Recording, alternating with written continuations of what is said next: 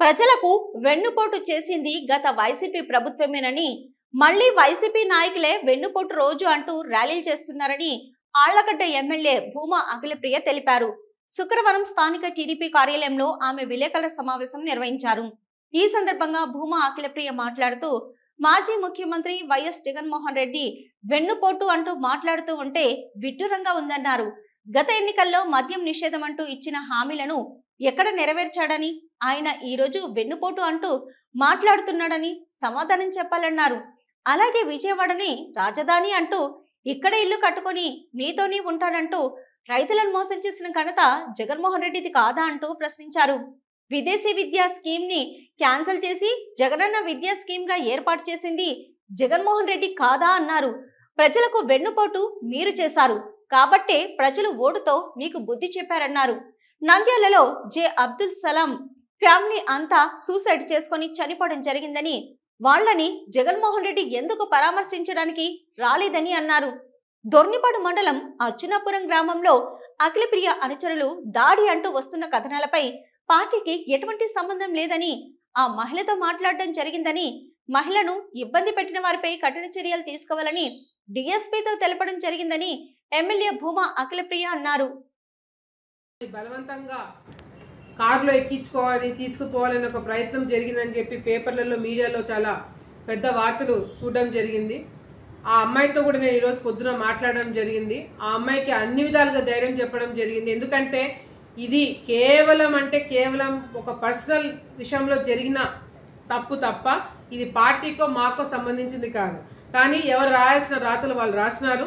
కానీ దీంట్లో వాస్తవాలు ఎటువంటి పరిస్థితులలో కూడా ఎవరైనా మా పేరు చెప్పి లేదా ఎవరైనా సరే తప్పు చేస్తే మాత్రం మా ప్రభుత్వం ఊరుకోదు. నేను డిఎస్పీ గారితో నేను ఊర్లో లేనప్పుడు జరిగిన సంఘటన ఏదైతే ఉందో నేను డిఎస్పీ గారితో మాట్లాడడం జరిగింది, సీఏతో మాట్లాడడం జరిగింది. ఎవరైతే ఆ కేసులలో ఉన్నారో వాళ్ళందరినీ తీసుకుపోయి మీరు అరెస్ట్ చేసుకుంటారో ఏం చేసుకుంటారో చట్ట ప్రకారం మీరు ఏం చేయాలో చేసుకోమని చెప్పి కూడా ఫ్రీ హ్యాండ్ పోలీస్ డిపార్ట్మెంట్కి మేము ఇవ్వడం జరిగింది. మా దగ్గర పనిచేసిన వ్యక్తులు కూడా కొంతమంది దాంట్లో ఇన్వాల్వ్ అయినారంటే వాళ్ళని కూడా అరెస్ట్ చేయమని చెప్పి వాళ్ళకి మేము చెప్పడం జరిగింది. మేమే హాజరు పెడతామని చెప్పి కూడా నేను డిఎస్పీ గారికి చెప్పడం జరిగింది. ఆల్రెడీ 4 అరెస్ట్ చేశారు. ఇంకా 2-3 బయట ఉన్నారు. వాళ్ళకు కూడా ఈరోజు సాయంత్రం కల్లా రిమాండ్కి పంపిస్తామని చెప్పి కూడా నేను డిఎస్పీ గారితో మాట్లాడి క్లియర్ చేయడం జరిగిందని చెప్పి మరొకసారి తెలియజేసుకుంటూ, మీరు ఏదైనా ఇంకా సాక్షి అంటే దాన్ని పక్కన పెట్టండి. వాళ్ళు ఇంకా మమ్మల్ని, ఎందుకంటే మొన్న సంవత్సరంలో చంద్రబాబు నాయుడు గారు, లోకేష్ అన్న గారు, పవన్ కళ్యాణ్, తర్వాత మా పేరు. సో మాకు ఇవ్వాల్సిన మర్యాద సాక్షి ఎట్లుగా ఇస్తుంది, పర్వాలేదు. కానీ మిగతా వాళ్ళకి ఎవరికైతే డౌట్ ఉందో, అవును మా దగ్గర పనిచేసిన వాళ్ళు 2 వ్యక్తులు వెళ్ళడం జరిగింది, మాకు తెలియకుండా వాళ్ళు కూడా వేరే విధంగా చెప్పితే తీసుకెళ్లారని చెప్పి మాకు చెప్పడం జరిగింది. అయినా కూడా తప్పే, వాళ్ళని కూడా మేము రిమాండ్కి పంపించమని చెప్పి కూడా డిఎస్పీ గారికి చెప్పామని చెప్పి కూడా నా సందర్భంగా మీకు క్లారిటీ ఇవ్వడం జరుగుతుంది. ఇవన్నీ కూడా చేయడం జరిగింది. ఎంతో మందికి ఆళ్లగడ్డలోనే, ఎందుకు ఆంధ్ర రాష్ట్రం పక్కన పెట్టండి, ఆళ్లగడ్డలోనే ఎంతో మందికి ఉద్యోగాలు ఇప్పించడం జరిగింది. దాదాపుగా 500 మందికి ఉద్యోగాలు ఆళ్లగడ్డ ప్రాంతంలో ఇప్పించడం జరిగింది. మరి ఇవన్నీ కంటికి కనిపించట్లేదా? ఇవన్నీ మీకు ప్రజలు చెప్తుంటే వినిపించట్లేదా? మీరు కేవలము మీకు మాకు తేడా ఏంటంటే, మీరు వచ్చిన సంవత్సరంలో ఎన్ని దొంగ కేసులు వేసినారు, మీరు వచ్చిన సంవత్సరంలో ఎంతమంది వైసీపీ నాయకులు టీడీపీ నాయకుల మీద వాళ్ళ మీద పడి తప్పుడు కేసులు పెట్టించారో, వాళ్ళని హింసించినారు. మేము వచ్చిన సంవత్సరంలో ఏం చేస్తారో చూపించండి.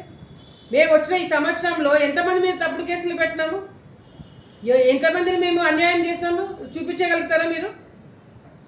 ఈరోజు రెడ్ బుక్ అని చెప్పి జగన్మోహన్ రెడ్డి గారికి, వైసీపీ నాయకులకి భయం మొదలుపెట్టినారు. ఆ భయంతోనే మాట్లాడే మాటలు ఇవన్నీ కూడా.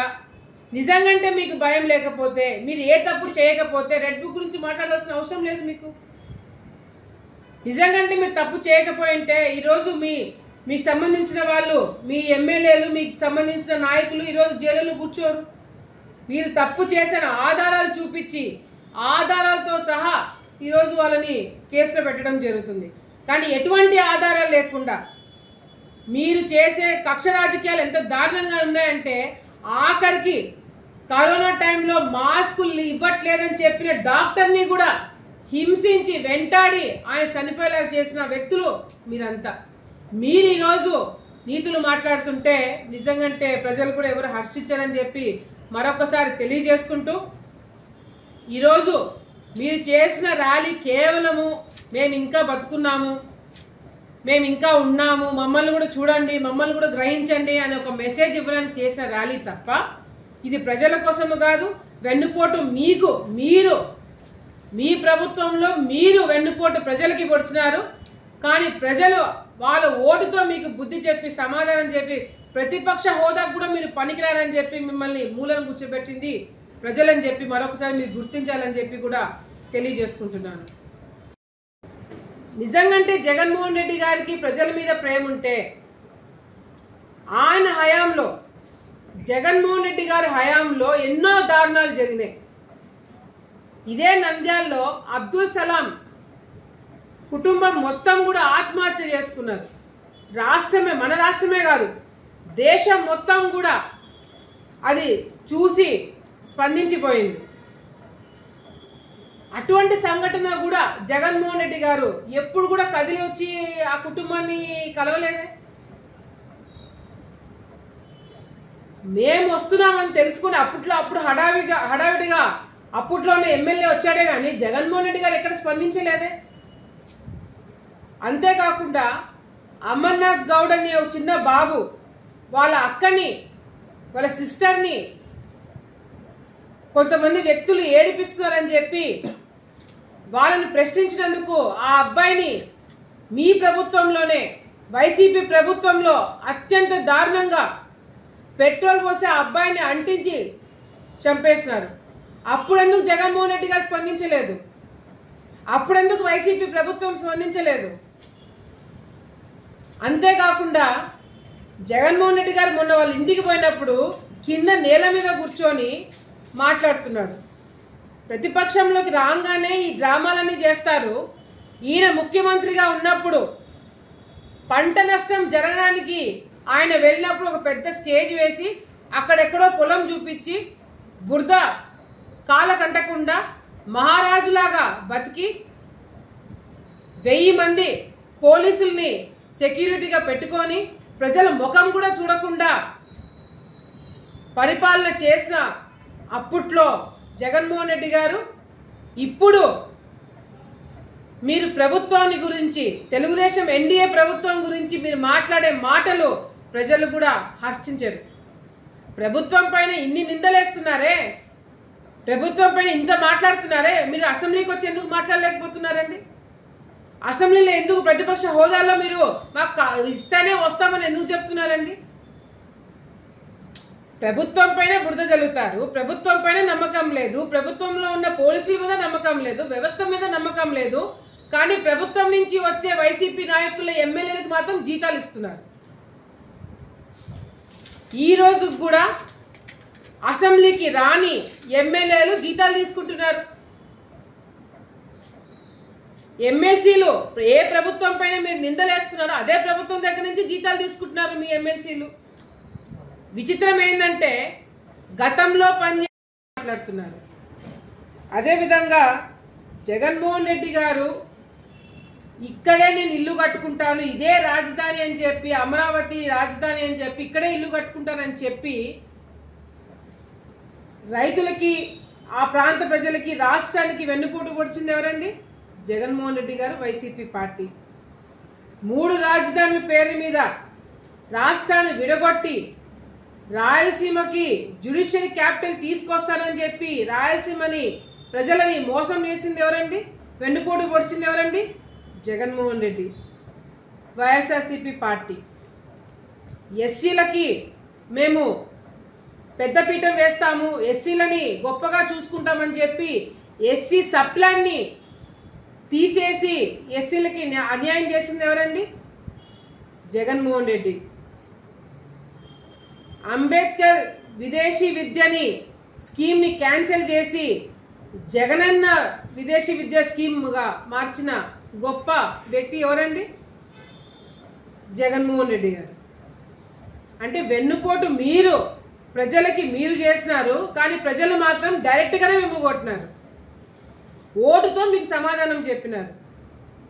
మొన్న జగన్మోహన్ రెడ్డి గారు తెనాలికి వెళ్ళి ఎవరైతే గాంజాయి అమ్ముతున్నారో, ఎవరైతే మర్డర్ కేసులలో ఉన్నారో, ఒక కానిస్టేబుల్ని మర్డర్ చేసే విషయంలో కేసులలో ఇరుక్కున్నారో వాళ్ళని వాళ్ళ కుటుంబాలను చూడడానికి జగన్మోహన్ రెడ్డి గారు, ఒక మాజీ ముఖ్యమంత్రి గారు వెళ్తారు. అక్కడికి వెళ్ళి పోనీ ఎవరైతే తల్లులు ఉన్నారో వాళ్ళని కలిసినారంటే వాళ్ళని కలవలేదు. వాళ్ళ తల్లిదండ్రులను కలిసి బయటికి వచ్చి మీడియాతో ఏ విధంగా మాట్లాడాడండి? ఒక ముఖ్యమంత్రిని పట్టుకొని, చంద్రబాబు నాయుడు గారిని పట్టుకొని ఎన్ని మాటలు అన్నాడు. ఆయన గతంలో కూడా నంద్యాల బై ఎలక్షన్లో చంద్రబాబు నాయుడు గారిని ఉరిదీయాలా, కాల్చి చంపాలని చెప్పి మాట్లాడిన వ్యక్తి మళ్ళీ ఈరోజు ప్రతిపక్షం రాగానే మళ్ళీ అదే స్టైల్ మెయింటైన్ చేస్తున్నాడు. మళ్ళీ జగన్మోహన్ రెడ్డి గారు మాట్లాడుతూనే వాళ్ళు తప్పు చేశారో లేదో తెలియదు, కానీ అది పక్కన పెడితే అసలు ఎందుకు కొట్టినారు అని చెప్పి మాట్లాడుతున్నారు. ఇదే జగన్మోహన్ రెడ్డి గారు రఘురామకృష్ణ గారిని, ఒక ఎంపీని అత్యంత దారుణంగా కొట్టి హింసించి ఆయన్ని జైల్లో పెట్టి మెడికల్ ట్రీట్మెంట్ ఇప్పియాలంటే కూడా ముందుకు రాలేండి అప్పట్లో ప్రభుత్వము. ఈరోజు ఒక గాంజాయి బ్యాచ్ని, డ్రగ్స్ అమ్ముతున్న వాళ్ళ దగ్గరికి వెళ్ళి వాళ్ళని పరామర్శిస్తాడు జగన్మోహన్ రెడ్డి గారు. ప్రభుత్వం పైన మీకు ఎటువంటి ఇది లేదు, కానీ ప్రభుత్వం ఇచ్చే జీతాలు మాత్రం కావాలా. అసెంబ్లీకి రారు, ప్రజా సమస్యల గురించి మాట్లాడరు, కానీ ప్రజల తరపు నుంచి వచ్చే జీతాలు మాత్రం వైసీపీ ఎమ్మెల్యేలు తీసుకుంటారంట. ఇది ఎక్కడ న్యాయం అండి? సో దయచేసి మీరు ఏదైతే నేరాలకు కూడా కులాలు మతాలు తీసుకొస్తున్నారు. పలానా కులం వాళ్ళు నేరం చేస్తే పర్వాలేదు, పలానా మతం వాళ్ళు నేరాలు చేస్తే పర్వాలేదని సర్టిఫికేట్ ఇవ్వడానికి వైసీపీ మీదేమన్నా మీ ప్రభుత్వం నడుస్తుంది అనుకుంటున్నారా? ఇది ఎన్డీఏ ప్రభుత్వం.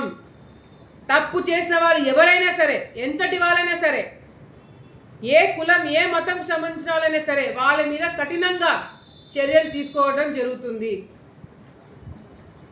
అసెంబ్లీలో మీ ఎమ్మెల్యేలు, మీ మంత్రులు, మీ ప్రభుత్వంలో మీరు ఉన్నప్పుడు బూతులు మాట్లాడుతుంటే తిరిగి ఒక మాట అనలేకపోయినారు. మీరు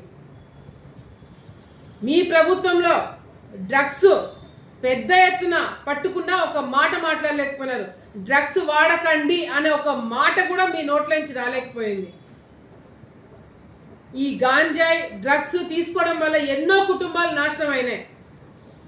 అటువంటిది గాంజాయి అమ్ముతున్న వాళ్ళ ఇళ్ళ కాడికి పోయి మీరు వాళ్ళకి న్యాయం చేయాలని చెప్పి మాట్లాడుతుంటే చాలా చాలా వింతగా, విడ్డూరంగా, వినడానికి చాలా అసహ్యంగా ప్రజలందరూ కూడా అనిపిస్తుంది.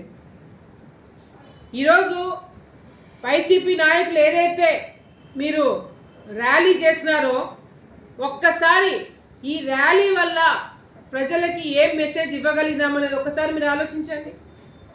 ఈ ర్యాలీ వల్ల ప్రజలకి మీరు ఏం చైతన్యం ఇవ్వగలిగినారో ఒక్కసారి ఆలోచించండి. చంద్రబాబు నాయుడు గారు ఏమీ చేయలేదని మాట్లాడుతున్నారు.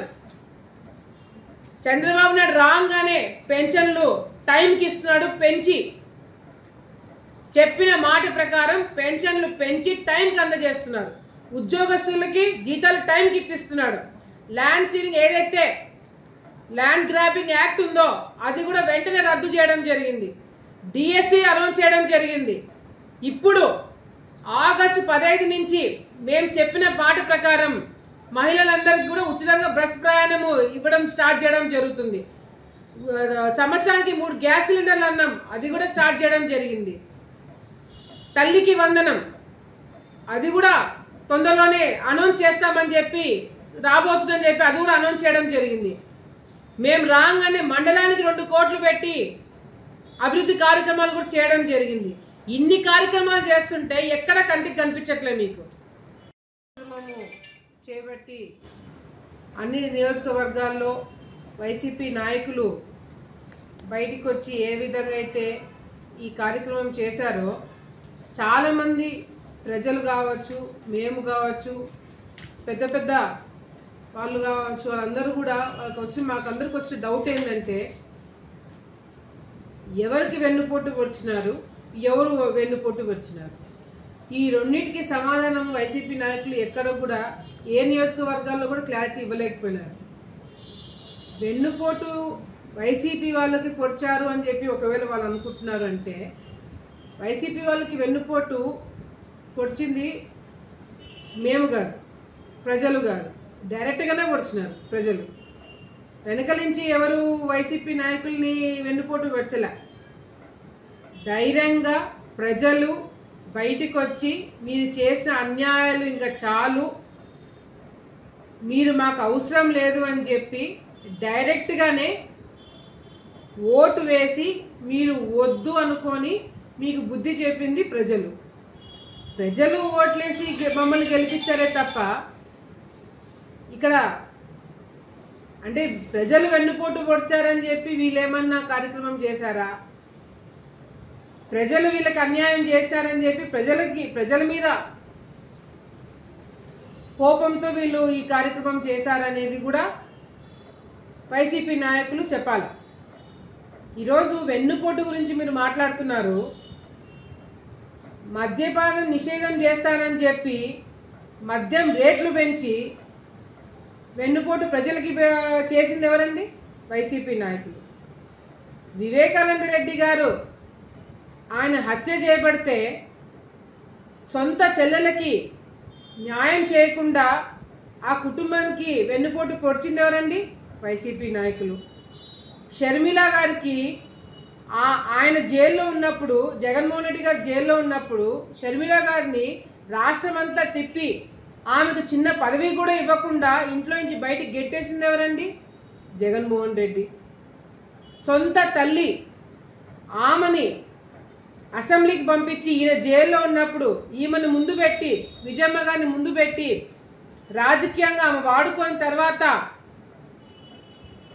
అదే విజయమ్మ గారితో రాజీనామా పార్టీకే రాజీనామా చేయించి అందరి ముందర వెన్నుపోటు పొడిచింది ఎవరండి? జగన్మోహన్ రెడ్డి గారు. గతంలో వైసీపీ హయాంలో పనిచేసిన ఎమ్మెల్యేలు అందరూ పెన్షన్లకు అప్లై చేసి